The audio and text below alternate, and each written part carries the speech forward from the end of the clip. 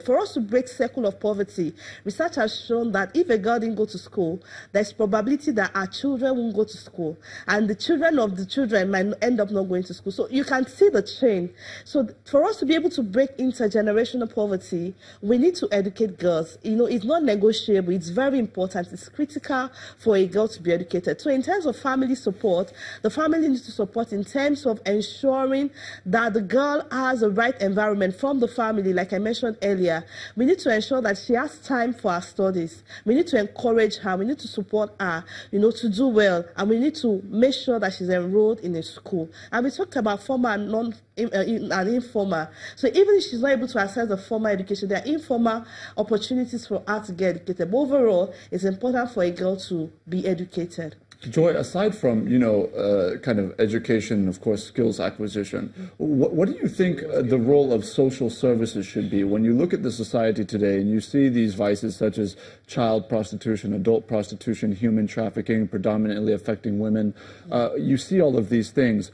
Can governments at all levels, federal and state in particular, begin to kind of maybe institutionalize and prioritize social services in such a way that there are kind of inbuilt mentoring programs for young women and girl children who don't have that at home?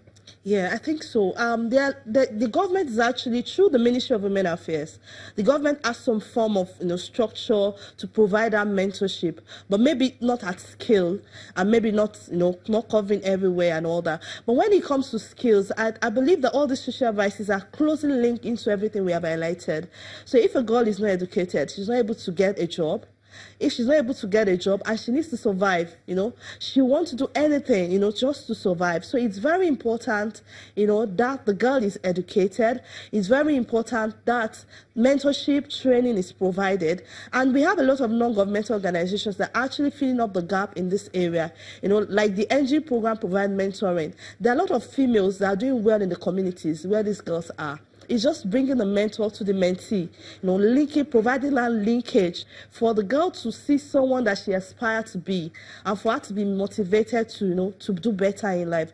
So there's some form of interventions across the country that are being led by non-governmental organizations. And I also know that the Ministry of Women Affairs has some mentoring programs for young people and some vocational skills training too for girls that can help them to get off the streets. We're going to take a very short break shortly, but when we come back, I really want to take a look at the issue of funding. Because when we talk about these issues, so much of it has to do with whether or not the capital will be provided to ensure that the access is created, to ensure that, you know, teachers are trained and that the quality is assured, and some of these other factors. We're going to get back to that in just a moment, so we'll just hold your thoughts for one moment. Okay. I'm speaking with Joy Aderele, who is the Deputy Program Lead of the Engine Program. Let's take a short break, and we do hope that you will stay with us.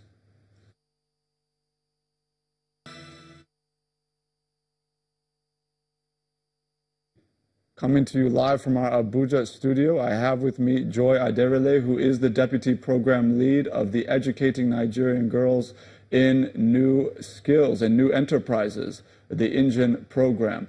Just as we're coming back from the break, let me ask you, you know, we talked about funding a bit, but when you look at the scale of what needs to be done in this country, the scale of the kind of the population of young girls who don't have access to education or skills, I know your Engine program is affecting right now about 18,000 girls. How do you come up with a means of ensuring that your organization, along with other organizations, are able to kind of create an umbrella impact without overlapping in terms of geography, demography, function, and otherwise? Okay. So in terms of the 18,000 girls that we served, there was actually a criteria that was used to recruit to ensure that we select the bottom of the bottom. Looking at limited resources, you cannot reach out to everybody. So we select the most marginalized girls. That's the first step to ensure that. Then there is also this interconnection between all non-governmental organizations that are implementing, especially from a particular donor. So Engine is funded by DFID, and I know that all organizations, you know, that are receiving funding from DFID have this periodic meetings to ensure that we are not duplicating efforts, but we are actually consolidating our efforts to ensure that we're able to spread and then we're able to serve our beneficiaries.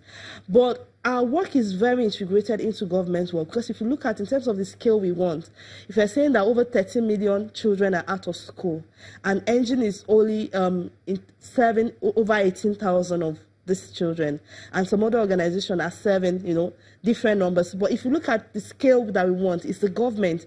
So we're actually strengthening the government system. Our program is actually working with government to ensure that government is able to provide this, because the government actually has a mandate to ensure that children are educated. And I've mentioned that some governments are already providing free education, like the Kaduna government. So our work is to work with the government to ensure that in the different states where we're working, this actually happens, that the government buys and prioritizes girls' education, and they are able to provide the funding that will cover all the girls in their state, for example. So in terms of scale, ultimately, working with the government is actually what we envisage will give that result. But in terms of ensuring that there's no duplication that happens, all the organizations that are receiving funding from a particular donor actually have periodic strategy meetings to ensure that there is no replication, but strengthening, consolidating what each other is doing.